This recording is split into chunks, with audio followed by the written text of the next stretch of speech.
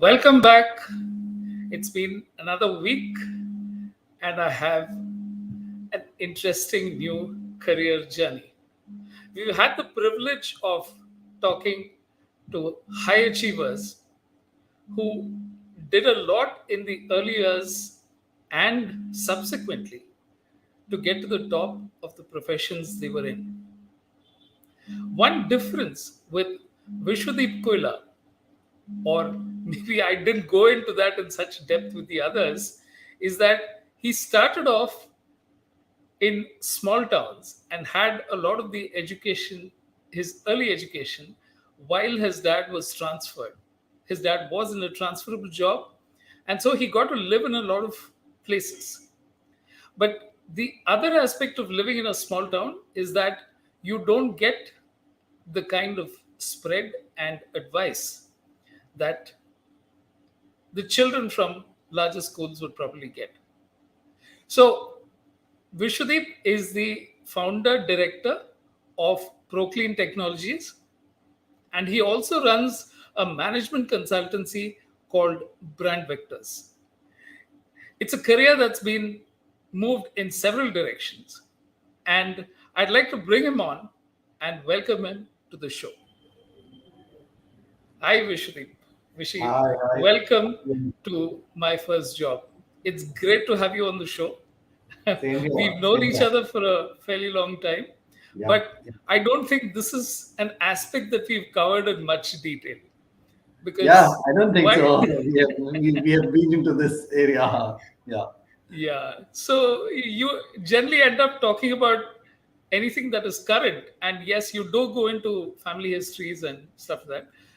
One thing which I missed out, anyone who wants to put in a comment can go ahead and do it. And we will try and address the comments during the course of the show. Otherwise, we will have them somewhere towards the end where I'll invite Vishwadeep to go ahead and answer the questions that you pose to him. Okay, so starting off, Vishy, the what is it that your this thing today is like? What is your typical day like, and what is it that you do now before we go into the past? Okay. Today, I've taken. I have a dual role where I'm pretty much hands-on, which is brand vectors, so which I do pretty much on my own because it's a proprietary company and we are a very small team, and it's a team of few people who own a brand, health and everything. So it's not so much about execution, but more about strategy. So there's a small team there, so I'm deeply involved there. The other one, which is much larger and bigger and much ahead, which is Proclean, which is one of the founder directors. We've kind of come to a mentorship stage where we've got professional CEOs, we've got um, COOs, department heads, vice presidents, a full-fledged structure. So there, I spend more time there in Proclean, but it's more mentoring and looking at the next stage because there's so much that potential Needs to for be this done. company. Yeah, yeah. And you're into a category which is not, it's basically probiotic bacteria being used for a number of purposes, right? Yeah, yeah. So it's a very unique thing. In fact, most people don't understand when we tell them what are we doing. So they think we are selling some health drink, probiotic health drink, or something of that sort. But that's been the whole difference. The difference has been that probiotics was used in human health and animal health all the time. I mean, it's been quite some time since it's been used, but we were one of the first companies across the globe who used it for industrial purposes. So Okay. for replacing toxic chemicals being used in a lot of industries, and that was very unique. So we've got Okay. some So global patents on that. you've come a long way from where you began in some of the small towns. So why didn't you go back to where did it all begin? What were the kind of career dreams and aspirations you had when you were young? You obviously said that you were good at music, and you were very good at sports, and you were in the East Zone team as a goalkeeper. So, how did you, and music and painting? It's as if you were, trying out so many things. So, how exactly did you, what was the, set of decisions that you made at that point in time? So, I don't know. Initial years, just you just flow along with what happens to you. So, as I said, Dad would pull us out of one place to the next place every 2 years or 3 years. I was born in a small town in Karnal in Haryana. That's where my father was working for National Dairy Research Institute. I started my schooling in Tagore Bal Niketan, which is later became famous because of Kalpana Chawla. She was Okay. also from the same school. So Okay. and then moved on to various places. Moved to Mumbai was the only larger town that we moved to, and then back to Karnal for second stint, then to Kalyani, which is the suburbs of Calcutta. So that's how we kept moving from place to place. And well, yeah, what it really is that while I sometimes feel that if I had been in one school and focused on a good school, because we moved from good convent school somewhere, we didn't get great school, so we moved on to some of the CBSE schools, not so great. So everywhere that was the challenges which we faced of change of friends. I mean, trying to make friends, traveling. I used to commute when in 9th, 10th, 11th, 12th, I used to commute about 1.5 hours in the morning One way. by local train, and again change at two trains and then go again, come back by that, because there was no school nearby where Dad was, no CBSE school.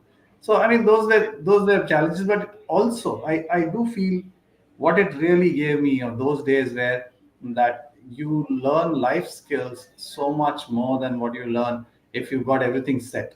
I mean, there's a school bus coming, taking you, getting, bring you back. Otherwise, your car, dad's car taking you and bring back.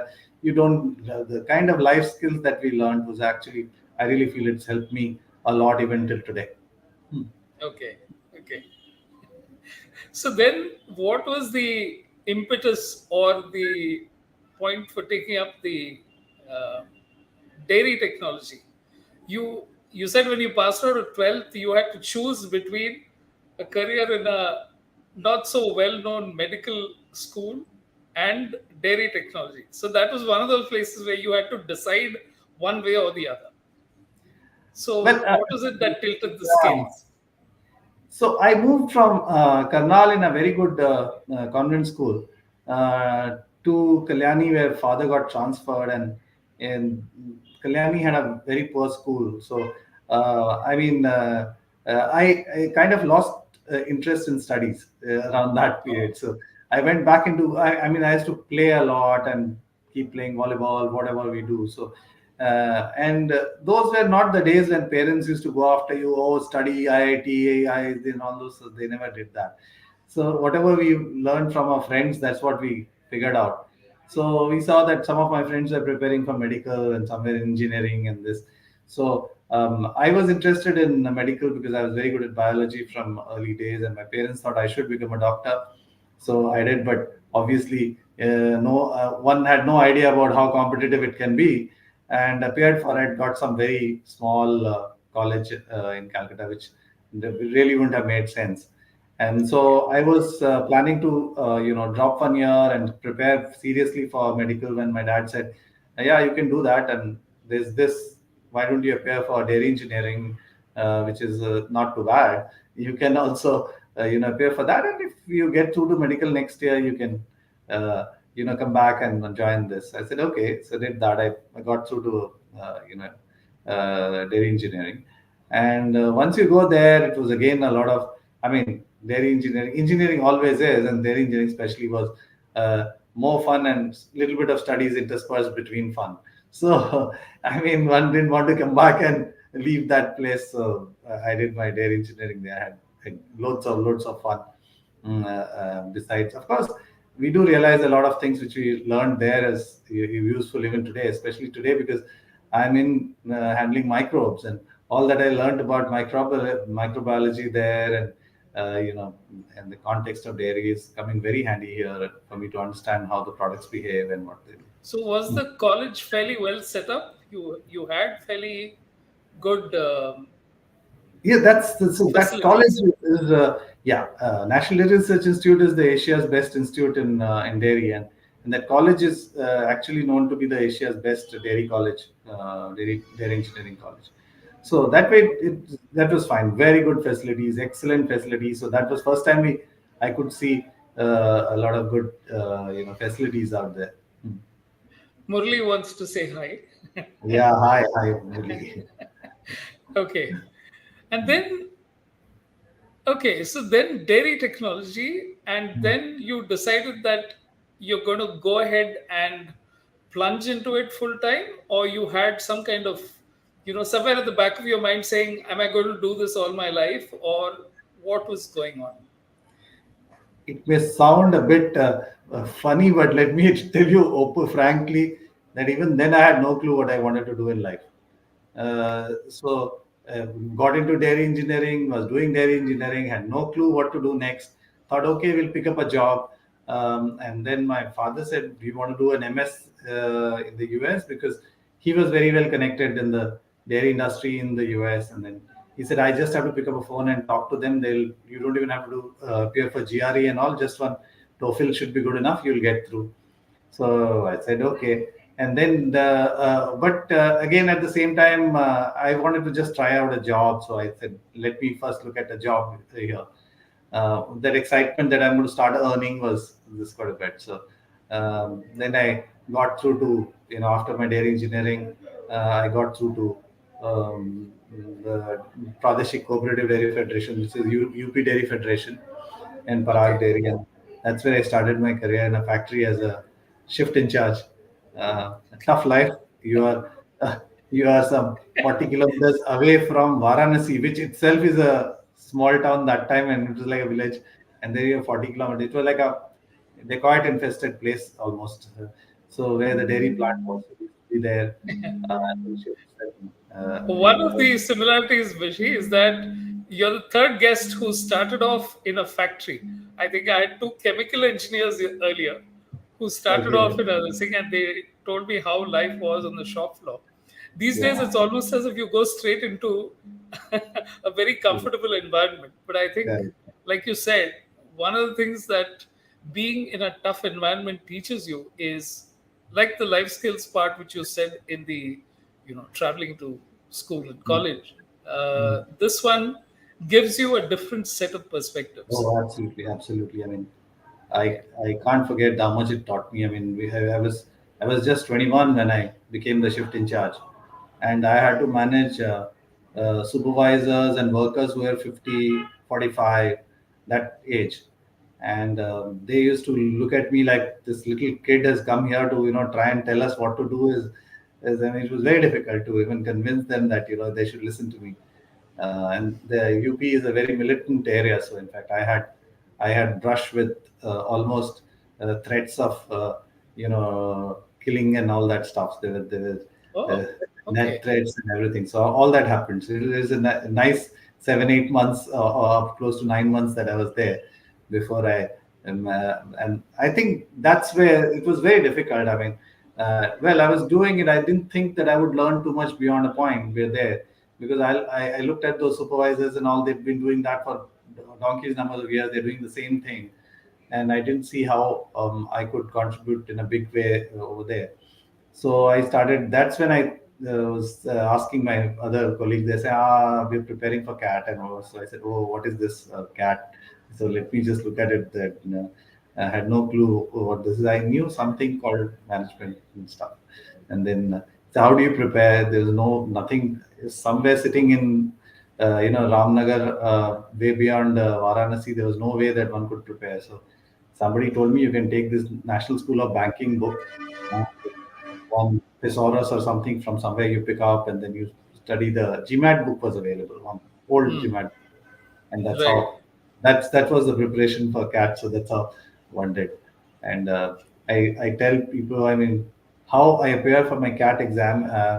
I would go from Ramnagar to Mughal Sarai by bus, and night I would catch Mughal Sarai unreserved compartment, get into an unreserved compartment, come to Delhi, and my center was in DPS Mathura Road.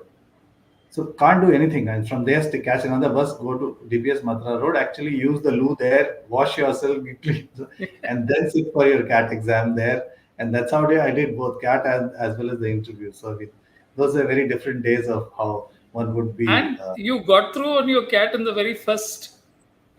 Yeah. So it was, Wow. I that mean, this was, is the kind of thing that the quota factories take 3 and 4 years or five yeah, years. Of, to be so very what honest, it happened? I was mean, not. natural brilliance or pure genius? No. I think, to be very honest, those days were, uh, CAT was not so competitive. If I were to give you the statistics, the year which I got through it, there were total candidates only were 25,000 Okay. who appeared for CAT. Today, if you look at it, it's 10 times. It's at least 3 lakhs, 2.5 to 3 lakh people appear for CAT, and very high, very high scores. I mean, if it was today, I wouldn't have made it ever. So that's very clear about it. So yeah, so there I think But you there didn't was have any kind of clue as to what the, kind of, you had some experience with the paper and how it, what kind of questions and, Yeah. So some of those, I mean, I didn't have too much of a clue as to how it would be. I knew it was a multiple choice, and this is how it is. I mean, that's how one went in. But I think the good part was that a lot of people were clueless like me who appeared there. So I mean, unlike today where everybody knows even the nuances, the coaches tell you everything. All of us were like completely clueless as to what we are going for. We are going to appear for an exam. We are going there to appear for an exam. That's what we did. okay. But yeah, and yeah, once I got through, it was a very different phase. It just changed the track in which. Do you remember anything of the interview? Oh yeah, the interview. There was one. Those days we used to have GD and interview both. So these days GDs Okay. have been stopped. So I forget the topic. Something where again pretty much not much of clue on what is happening. And GD, I mean, everybody is almost literally screaming and not allowing you to, not used to fighting like that for attention. I I literally was quiet. So the moderator said, "Why don't you let him say something?" He had to literally stop others and say, "Why do you let him say something?" And that's when I said, I mean, so few things I think he liked, so I made it to interview. Interview was fantastic. I think I answered only one question. Technical, all questions were good. I mean, I answered on dairy and all that was good. But after that, he went on to, suddenly he saw that what is your hobby, painting. He went on into who's painted this one, who's the this one, and then I don't know. He said, "Oh, you paint? You have no?" I said, "I paint, but I have no clue about this artist." So I was very sure that I'm not going to make it, but somehow got the interview calls. I mean, selections. He said, Okay. "Fine, land up there." But it was, Right. it was as I said, it's like you can, if you imagine a situation where F1 car is at this peak acceleration and lifted above the road, and suddenly you drop it on the road, how it will take off. I mean, one had to suddenly take off there moment the rubber met the road. It was too much. I Okay. mean, Okay. So the next 4 years were fairly next 2 years, tempestuous. 2 years. 2 years. Oh, yeah. Two Yeah. years. Sorry. MBAs. Yeah. Anyway, 2 years. Huh. Not 2 years actually. To be very honest, uh, if you survive first 6 months, then you got to work hard to fail or do something out there. But it's the first 6 months. So first Okay. 6 months, I didn't know whether I was coming or going. We used to have very difficult time. I mean, I remember my first day, went there very happily and we said, "Okay, you've got to collect your course material." So went to the course material section, and they said, "Here's your course material. They give you a slip. You have to submit it, and they'll give you your course material." So this was about 1.5, 2 feet of bundle of cyclostyle notes and some reference books, everything and plus books given. So I barely carried it, and while trying to carry it, I turned around and said, "So is that all for the term?" So this man turned around and told me, "This is for this week." That was my first a shock of my life that I got it. I said, "Hey, come again." I said, "This is for this week. Next week you'll get your next, round of it." So I So knew you what I. knew what you were in for. Yeah, so, it Okay. was pretty tough. But there is no way you can pass IM by studying every bit. At least that's what I think. By what all they give, if you want to study from beginning to the end, you'll never pass. Because you won't even finish 20% of. Thinking. Yeah. So what they really prepare you for is to in real life. That's how you're going to be. You're going to be flooded with information. There'll be information all around you. You really need to beat the system. You'll be outsmart the system in understanding what is it that you need to go through, what you don't need to go through. How do you quickly make decisions based on what needs to be read, what doesn't need to be read, how what you've got to make your selections. You can't be just working like a donkey from first page to the last one. That's what they teach you. I mean, that's what whoever cracked that made it. But we had very brilliant students also who actually dropped out after having mental stress and all that. So that's then again the equation really changes how strong you are mentally, and that's where sometimes I feel I possibly survived. I am because from small town you are mentally far more stronger than a lot of children who are brought up in city with a lot of comfort and protection. So that's how possibly the mental toughness was there. Okay. So once you wrapped up IMA, obviously then it becomes a question of what is it that you want to do next. So Yeah. dairy and advertising, if I remember right, is that what you decided to take up? Actually, I got very interested in marketing. Hmm. Okay. I love marketing subjects somehow, and marketing and advertising both were my favorites. I maxed those subjects. I used to get very good marks on that, and some of my friends used to tease me saying, "No, no, no, no, it's your handwriting which gives you good marks here," because those days it was still used to write our papers and everything. So Okay. that's but I maxed all those subjects, marketing, and then I decided that yes, it's going to be marketing. So my first choice was if I could, I mean, as would happen, that if I got into levers or PNG or Godrej or something, so I mean, I'll go into marketing. If not, second choice would be advertising. So I was, so as it happened, there were two of us were picked up for Godrej, and I was very happy we joined Godrej. More so because they used to give a Maruti car at the end of, right in the beginning. So that was a Okay. bigger. So Right. one very Big happy, but perk. then yeah. But then it so happened that somehow they decided that no, this year we'll take only one, not take two. After giving them, so I was suddenly after having come out of the placement, I had to get back into placement because they suddenly changed their mind. So Okay. then my second choice was because Nestle had also selected me, but they wanted me to go back into production. So I didn't want to get back to production. I said marketing. They said few years you will have to do in production. Then you're in marketing. That didn't look like that would happen. So I decided to get into advertising, which was my second love, and I loved my stint in advertising. 6 7 years that I was in three agencies. That was I loved my Okay. stint. Mm. Okay. So why don't we go back to some of those early days and what your experience of uh, learning and actually on the job and what advertising was like? What really happened when I came to advertising was I thought, I mean, we've learned so much, and I'm going to apply all that in in being in client servicing. I'm going to give my clients a lot of gyan and tell them as to what I've learned in marketing, and then the hammer hit pretty early when it told you you are a client servicing, run around, get artworks, make sure that your artworks are on time, make sure that you reach the client's place on time, make sure you convince the client that this is okay, this creative is fine, and this is here to go back. Because if you don't convince there, you get rammed by the creative director also on the other side. So I mean, suddenly I found what like in Hindi they say na dhobi ka kutta na ghar ka na ghat ka. I mean you neither belong to the agency nor belong to the client side. So you are like hit ball like a volleyball here and there. So Okay. I mean But it was good.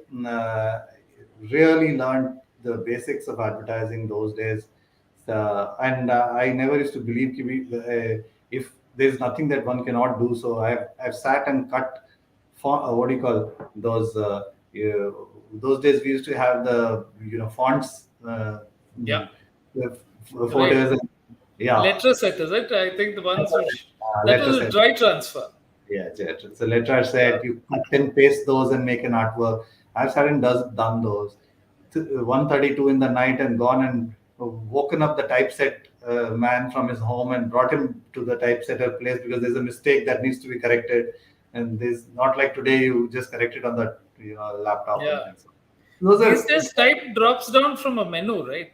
It doesn't yeah, even. yeah, yeah. So, yeah. Yeah, it was not something tactile. At that point, you really knew what type was because you were Yeah. interacting with it, Correct. right? And Mm. you can't do it yourself because what you key in is completely different from what appears there those times. I mean, if you sit with a typesetter, he will be keying in something here, something else will be appearing there. So unless you know your keyboard, why you cannot do that. Yeah. There were a lot of. Then you're going to make a positive. You're going to, if it is a color, then you got to give it to for color separation, all kinds of things. I mean, we learned all that. It was good. It Do was you fun. remember any of the campaigns that you presented and some of the interactions that you had with clients? Oh yeah, I mean, when I was in Arkeswamy, that's where I started my career, Arkeswamy BBDO. So I was handling then Ashok Leyland and Showerless. So Ashok Leyland being more of an industrial client that time, it was more we used to do the brochures for various trucks and all those, and we did a corporate campaign and a corporate AV and those kind of things. But Showerless was launching their first mosquito mat. And we had to shoot a film. We shot a film, and we had to do the packaging and the creatives. So I remember a very good incident. First time we were doing this shoot, and that's my first TVC shooting. Mm. And Tara mosquito coils. So the model is there and the kit is there. In those days, they didn't use dry ice and all that. They used to use kerosene smoke to create the smoke feel for the night. The light is coming through the window at night and all that. And suddenly the kid's mother comes running inside. तुम मेरे बच्चे को मार दोगे मैं लेके जा रही हूँ. And she ran away, literally ran away with the kid. We had a tough time trying to, you know, console her and get back and finish the shoot quite quickly. So I mean, starting from those kind of a thing, and then we had the packaging.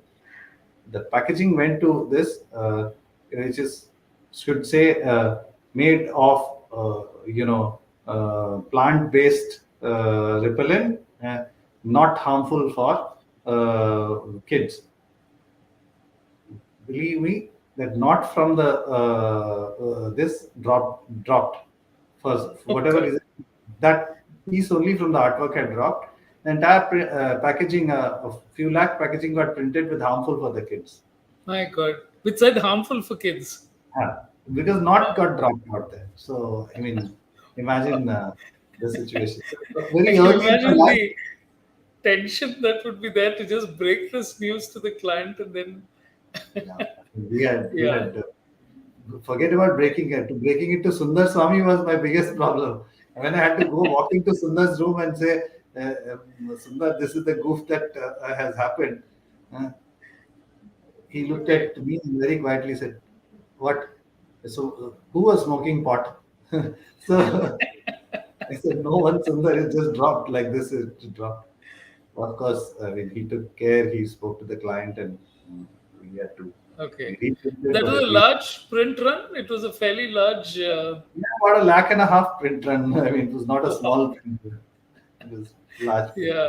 Yeah, I know. So we learned That's why very at early. times I think you're happy in these days of digital where the number of only okay, but packs still have to be printed. You can't get away from that. Yeah, Yeah. yeah, yeah. So very, I mean, So, a lot of. Uh, mm. uh, so when did it get to the point where you could start giving clients gyan, which is what you dreamed of right in the beginning?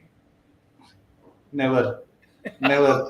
I grew from, account executive till account director and did the same thing. I didn't do anything different than what I was doing as an account executive. Only I had two people whom I could tell them, hey, go run around here, do this, or three people. That's the only difference that happened. Client didn't listen to me as an executive, didn't listen to me as account director either. He told me, all that is fine, but this is what you do. What I tell you is do. Whatever you tell me is fine, but this is all I want you to do. So we Yeah. did that all the time. So No, that's the thing, no, that when you there's such a huge difference between what is taught in college and how you're raring to go and you think that yeah, you're out to change the world, and then suddenly you hit this wall where mm, reality bites, and then you realize that no, but you have to start literally from the beginning all over again. yes, yes. And there are a But lot I of would, aspects of your job. Hmm. so what I Yeah. would actually grant it to all my education is that they prepared us to deal with situations. I mean, Yeah. it's not the information and knowledge that really made us, but they made us how to deal with situations. I mean, I think one thing which IIM does to you, or any I would say not just IIM, but most of the MBAs, good MBAs do to you is they really sharpen your ability to figure out a situation quickly and come out with solutions. And you are never going to have all the information in your hand to come up with that you know everything all the time. So, but they teach you how to get your information, how to analyze it, how to get interpretations out of it and quickly work on it, or even manage situation, how to manage people, how to manage clients. All that has been great, a great model, I think. You okay. Yeah, so you remember, like you said, I think you already answered that. But you said early days of the agency was basically running around and ensuring that things were happening. It Yes, was, yes. yeah, most of it was really, and there you had to have physical meetings. Oh yeah. You had to, yeah, yeah. There was no escaping the physical meeting and presenting also. Because I remember the artworks, getting all that done was actually quite a job. It wasn't very easy to Yes, yes, yes. do it and then sending it off to media. But I think we're getting into the nuts and bolts of advertising. But Mm. let's go back to go to where. So when did this switch happen? How did you then decide that or that came your way to Reynolds? Is it where you? Yes, yes, yes. Okay. GM Pens, that Hmm. was the licensee for the brand Renault. So actually, it was more of an accident. I moved out of Mudra, as you would know, after I got married, and husband and wife were not allowed to be in the same agency. Same So, agencies. uh, obviously they preferred the wife to the husband, so they kept the wife and told the husband to get out. So I I was fortunate enough that David said, "Okay, Vishy, come with me. We'll start this Interact Vision," and that's how it happened. So we had a good time in Interact Vision handling Henkel as a client. That was mostly a sole client, I would say. We were handling predominantly Henkel and did Yeah. a lot of work there. But I think that's the time when just before that, once when I was in Mudra. Um, uh, I'm forgetting the boy's name who was to. He went abroad later. He was handling GM pens, bold servicing. So he was on leave for a long leave. He took a bit of sabbatical. So I handled the client for about three months or so that time. So he kind of remembered me, and he asked the recruitment agency that, do you know this guy? He was in between there. He was in Mudra. Where is he? So they said, yeah, yeah, he's there, very much there. But that's how they called me, and then said, come over.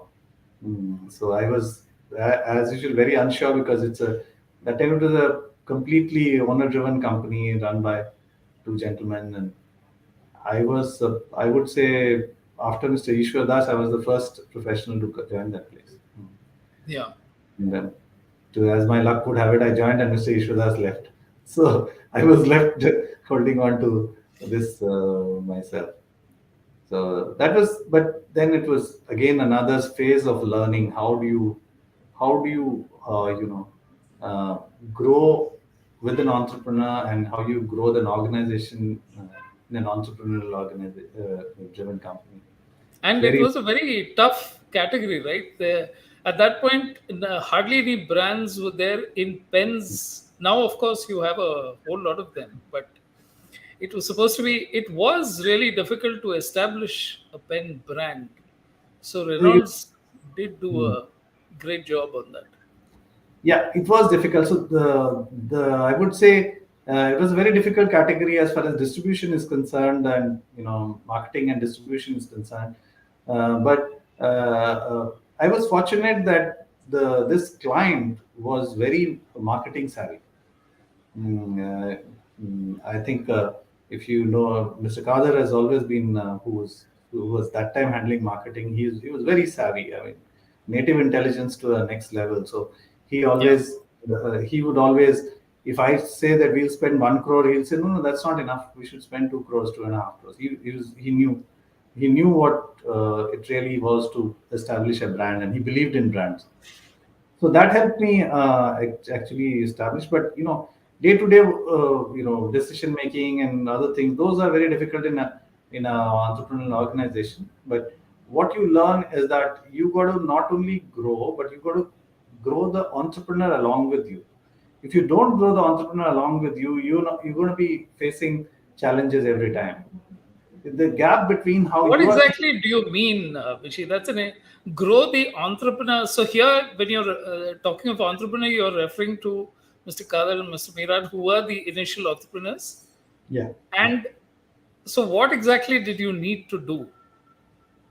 So, the where does the problem come in an entrepreneurial organization? That as professionals you think differently, and as entrepreneurs they think differently. Mm. Both of us have the same objectives, but their objectives, the route to that objective is slightly different, and our route to that objective is slightly different. So I also want to grow the brand. Okay, so I would say the way to grow the brand is this way. You got to invest.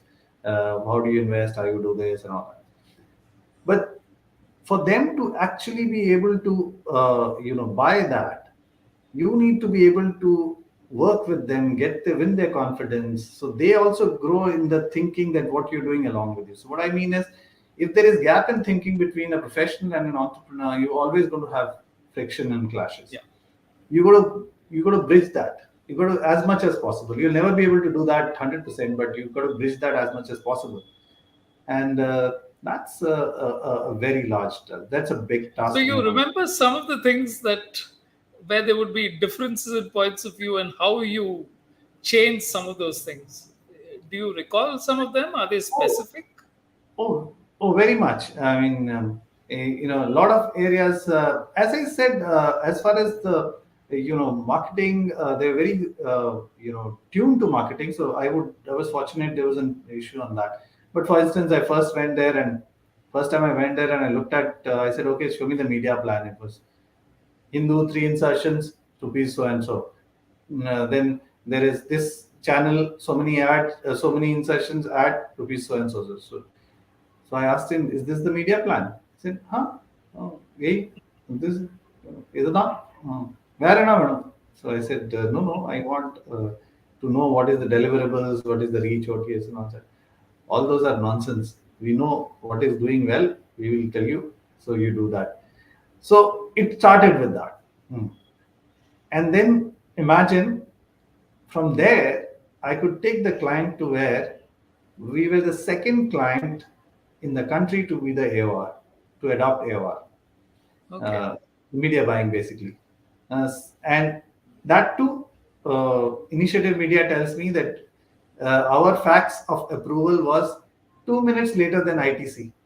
So ITC was the Oh, first client in this country who went on for the media buying as a separate agency, and we were the second one in the country. So that transition that you're going to make them to come to is very difficult. They don't okay. so easily accept it, because with no bad intention they've done the things Yeah, differently. So absolutely. obviously. they need to be able to be convinced that yes, this is what this guy is saying, it makes sense. Once you do that, so I think after a couple of years, I mean 2 3 years, they were pretty convinced about whatever I was saying. They would listen to me. And I Yeah. literally, I literally was the blue-eyed boy then. So I was so where I could get.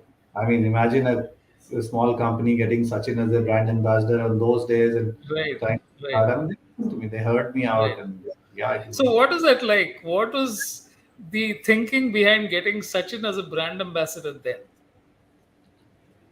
So, various places things happen. So, I always believe you use a brand ambassador for two reasons. Either there is a brand fit, if not, you can still use him for media impact. So, as long as it's the brand ambassador is not giving a negative, doing something negative to your brand, um, even if it's not doing something very positive to your brand, a good brand ambassador will has a multiplier effect on the media because of the recall that you get. And those days it was not so cluttered with, brand That is the ambassadors. other problem which is there now. So Yeah. today, everybody's confused as to who's advertising for whom. I mean, they don't even know. Those days it was Yeah. not so much. And biggest advantage that I had at that point in time was Sachin had been away for close to a year with the injury, shoulder injury, and he missed his West Indies tour. And so, literally, he had very few endorsements at that point in time. And the third good thing was Harish Krishnamachar, who Yeah. was Mudra. So he was heading, the World Sport Group (WSG), and he was handling Sachin's endorsement. So when I called him and said, actually, I didn't call him. He came and told me once, "Hey, why don't you consider him?" So I said, "Oh, I can't afford him." And he said, "Tell me, what is the budget and all? Because he's right now not been doing much, so we could think of something good." And then we spoke. So initial reaction, of course, of the entrepreneur was, "Do you think you want to spend this kind of a money?" But it didn't take me too much time. And less than a week, I actually signed up Sachin, and then we had an amazing journey for I think 5 7 10 years, close to 10 years. He was there. Oh, he was a brand ambassador for 10 years. Yeah, even after I left, he was there for about 5 years, 4 5 years. Wow. I left in Yeah. 2008. I got him in 2004, and Okay. then another 4 5 years after that. So 8 9 years he was the brand ambassador. Yeah. Actually, you spent a couple of minutes on that. Like you said, now it has reached a position where media is suffused with people think of building brands using brand ambassadors as shortcuts to building a brand. Saying that if I get a well known name, I reduce the time required for my brand to get better known. Do you subscribe to that or do you have a different take on that? So it's like this, Venu. If your nail is not sharp, you need a bigger hammer to hammer it into the wall, right? Okay. So if your brand story is not sharp, your proposition is not sharp, you will use media muscle, you will use all other kinds of muscles to, drive your nail through. I mean, with all due respect to Unilever, most of their strategy is based on media pressure. They just bang the message home so hard that people Yeah. go Remember. and try it They're out. forced to remember. Yeah. Supposed to remember. So I mean Uh, that's how. So I believe that if you have a very sharp proposition and a great product and a sharp proposition, there's no need for any brand ambassador. You don't need them. And of course, if there is a brand ambassador has got a very very strong relatability to the brand, then it always helps getting them in. But getting just brand ambassador just because I don't know what else to do, so he's doing brand ambassador, let me also do brand ambassador. I mean that doesn't work, and very often it ends up being a waste of money. Okay. So, in the 8 years that you were there at GM Pens, what are the changes you saw in the overall writing instruments market? I mean, we've moved to digital now. Writing is only in school, and I think a predominant part of writing instruments are based out of school and college sales because offices, it's almost everything is moved to. Mm. Typing on laptops, or even signatures these days. Yeah. Yes. So I was there for 13 years, by the way. I was there in GM Pens for 13 Oh, years. 13 years. Okay. Wow. That's 13 a years. massive. Huh. Yeah. So, what is the change that you saw? So as a category, it matured quite a bit in India. Earlier, if you looked at it, the Indian writing instruments, we remember when before Reynolds came in was all those 50 paisa refills and 30 paisa refills, which after writing for few lines, it will stop and then you'll put it on the candle and heat it, and again it will start writing, and again you'll put it on the. And that's the Yeah. quality which was available, and with Reynolds, it matured to a level where we could get international quality writing experience, at least, if not the looks and the features there. But as it happened, as they say, every business is a good business till everybody knows it's a good business. I mean, very quickly, a lot of people came to know, those who were making unrelated things like Pan Parag decided to come into writing instruments, and people making all kinds of different things started coming into writing instruments. With those kind of a thing, the competition grew, but it also did a lot of good to the category. What it really did, but of course, as we all we think that the writing came down, a lot of writing has come down. So what happened to the market? Did it crash, or did it become like high priced and low volume or something of that sort? Nothing of that sort. The Right. prices kept going down. Writing instruments, one where the prices remained very very low for a very long period of time, because so competitive that category is, that there's a 5 rupee price point, you can't exceed that, and there's a 10 rupee price point, and you put anything in between, will not sell. So Okay. those kind of, and very very competitive. But contrary to what people thought, that the writing instrument market is shrinking, it kept on exploding.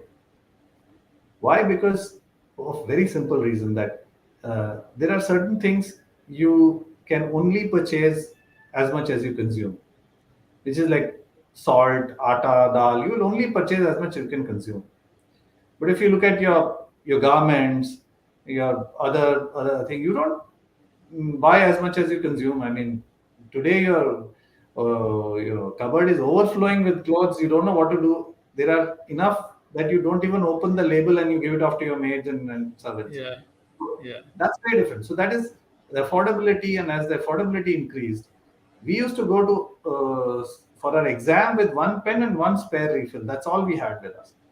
Now, if you look at a child's instrument box, it'll have some 8, 10 kinds of pens from 15 rupees, 10 rupees, and they're all, half of them they dry up, then they throw it into the dustbin, then they go back and buy another one. Go back and get new one. Okay. So it's not about usage, but it's about possession. So the Okay. possession of writing instruments kept going up constantly. Though the writing kept coming down, the possession kept going up, and that's how that's also done by the industry, because they what they do is, I mean, when you come out with new variants, new varieties, so people want to own that, and then you come with another one, they want to own that. So that's how it keeps growing. Okay. So now I think, as we are, we've spent almost three-quarters of the hour talking Yeah. about the specifics. What are your thoughts on careers and how they should be planned? Because you Hmm. started by saying, I never knew what I wanted to do. Now, having done so much, Hmm. what do you think would have changed if you had started off? Do you think nothing would have changed? I'm not able to imagine myself being very planned about having, no, I will do this and go after it. Not really. But I know today's world is very different. So if it is an advice for today's people, I would really say that it's not about what is a great career choice, what is a great line, what is doing great, where you can get a big job.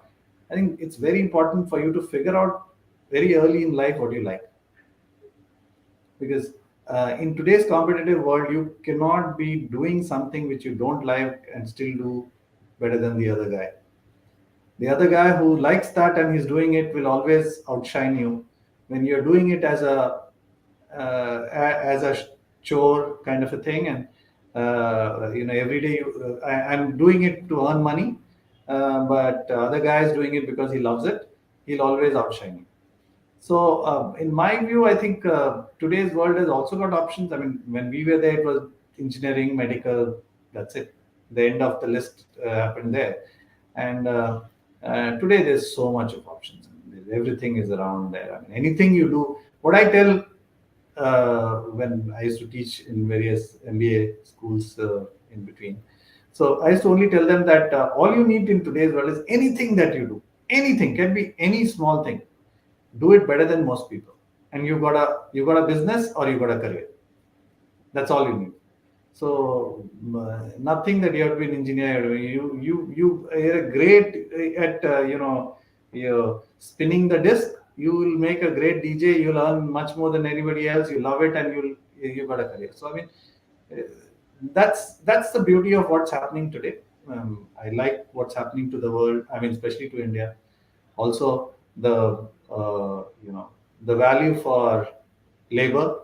I'm very happy to see that my driver earns much more than what my son started earning once he finished his engineering from VIT. So that's good to see that physical labor is also being respected. It's not just about a degree, of course. So which is a good turn of events, and therefore, what is going to happen in future is it's not going to be education alone. It's going to be skill. You got to have skills which your employers really are looking for. Education is fine, that's a background, but the skills are very, very important. And that's what I keep telling people: develop your skills, because that's Yeah. changing every day. It's changing. Things are changing every day, and it's important to be there. Is there anything that you would have done differently from what you, because there are points at which I think where the early thing you said about going abroad or one of those things. Mm. So are there things that you feel that maybe things would have been a little different if I had done this, or Oh, yes, it would have been very different. So, I would say, I mean, everybody tells me, and I mean, I also think I love teaching. I love teaching, and so a lot of people do tell me that I am a good teacher. So I wouldn't have mind been, this to say career and as a teacher or a professor. So the option that I had in the US was to do a MS, PhD, and get into academics. So sometimes I do feel it could have been maybe much more peaceful and laid back, but I wouldn't have been unhappy. Even that would have been a good option for me because, definitely that would have been an option if I hadn't gone through to MBA and that to IIM because of that happened. But I sometimes feel that that would have also been a equally good option for me because I love teaching and I love yeah, yeah, I interacting think with. that is something that you can still continue to pursue. It's not. So here's a question which says, Deepa's asked this. uh, Do you feel that this is the one, or do you feel, So interpersonal skill is a skill which is universal. You can't do anything in an organization or at home or anywhere without interpersonal skill. So I wasn't really talking about the interpersonal skill part of it. That was always required. Even earlier, it was required when we were there. It was a key thing. It has been the key thing throughout as long as I think jobs and even before jobs, even at home, interpersonal skill is important. you still Uh, need that to survive? Yeah. yeah, maybe even more than job, you need interpersonal skill at home. But what I was talking about is, if you look at what's happening today, the things are getting specialized. There is a lot of what do you call market for specialists. This goes through the market goes through this phase. From specialists, then came the era of MBAs, where generalist became the norm, and specialists were paid very little, and generalists who managed them got paid very high. It's moving back from there. That generalists are not really required so much as specialists are being looked for. That as they call it, the ICs, the independent, contributors. That's the stage which is coming to. Everybody's talking about independent contributors. I mean, how much can you contribute into independently? So for that, you need to develop those skills. For instance, let me tell you, I have been into marketing all the time. Suddenly, this whole marketing scenario has changed into digital and performance marketing. Now, I have no clue about what these things are. I'm learning. I'm acquiring those skills. I'm acquiring those skills on how to apply, or skills that you've learned earlier into performance marketing or into digital marketing. I cannot sit and say, oh, my time marketing was like this, so I'm going to do it that way. So I've got to keep changing and acquiring those skills. And that's what I mean by skill. So, what is it that you see different? I know digital is a whole new ball game, but what are you struck by? What are the differences, and where do you see the change? So the change is predominantly with the consumer. I wouldn't say as much as with the product or the environment or the marketer as much as, because marketer follows what's happening to the consumer. If the consumer demand is changing, marketer has to follow, and otherwise, you're not going to sell. So what's happening to consumer is that consumer has become fickle. Mm. Uh, because of options. When you look at product, there are hundreds of product options. When you look at media, there are hundreds of media options. When you look at the pressure for his time, he is distracted all the time. Attention span is so low. So you got to understand who you are selling to. Earlier, you were selling to a guy who would sit for 1.5 hours watching, Mahabharat on a Sunday, and that's all he will watch through the day. After that, he has nothing else to watch. So the whole day, he will repeat the dialogues of Mahabharat kid will repeat for the next 1 week to 10 days till the next Mahabharat happens. I mean, that's not what it's going to be today. They're on their mobile. Just constantly information is flooded at them. So that's a very different animal compared to what it was. I mean, I would say our generation when we were kids, or we were the key consumers at that point in time. So today's consumer is very different, and the whole challenge is in how do you get their attention in such a fragmented kind of a scenario. That's the whole, and also what can be. You have to be, two steps ahead on product. You have to be two steps ahead on features all the time, because the information is accurate information is available to them, so they are able to compare and contrast very easily and then pick the right one. So you got to be always ahead. So that's a huge task for the marketer. And Is that more, good or bad, Vishy? Because today, if you look at a mobile phone, there's a huge amount of pressure on companies to come up with a new model practically every year. And how much can you really change? Because if you look at, yes, it's the processor speed, and it's got down to things like, does the phone lag a bit?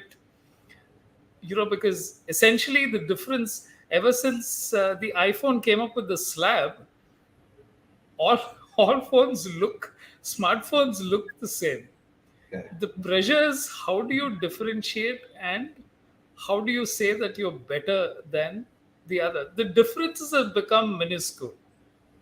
Do you think that's true, or do you think have a different take on it? so competition is going to be. Technology is become very easy today. Earlier, technology was a differentiator. Today, technology is not a differentiator anymore. You can buy the technology from wherever you want to. The same guy is ready to make for 20 different people the same phone. I mean, today, Philips is making electronic products for Samsung. Samsung is making for Philips. They're interchanging and they're making for each other, because technology is not the differentiator anymore. So it's a marketing, it's your product ideas. I mean, some of them, which is so how do you package it and put it across to the customer. Those things are becoming far more important, and that's the reason. Then Whether it's good or bad, well, I'm a believer that we need to simplify our lives. It's getting too complex, but um, that's a wish which I don't think is going to come. I mean, which is going to be fulfilled, because um, change is a one way thing, and human nature of wanting to want something new and different every day is it's a one way. They're not never going to go back and say I'm going to simplify my life, and they're Go going to back few to an earlier this thinking. there will be few sadhus or few people who would wish that we go back Yeah, and simplify our lives, but it's not going to happen, because every new generation is going to keep on pushing that envelope towards more and more variety, more yeah, products. It's a right. one way. Wonderful, Rishi. So from that time in Karnal to the dairy factory to getting into IIM Ahmedabad to figuring out advertising and then building what is arguably one of India's best known pen brands to a career as an entrepreneur, which we've not been able to get into. But this is essentially about my first job. So I think that is where. So thank you for taking the time. And it's been a wonderful session. And thank you for coming on board. And all the best. Thanks, Venu. Thanks. It was great. It was a pleasure talking to you too and sharing. I mean, a lot of it recall was wonderful to recall how Going it down went. memory lane. Yeah. Yes, it was wonderful. Thank you. And thank you for my team, to Deepa and to Banu for all the help in the background. Thanks, Thank guys. you. Yeah, thanks everybody. Thank you.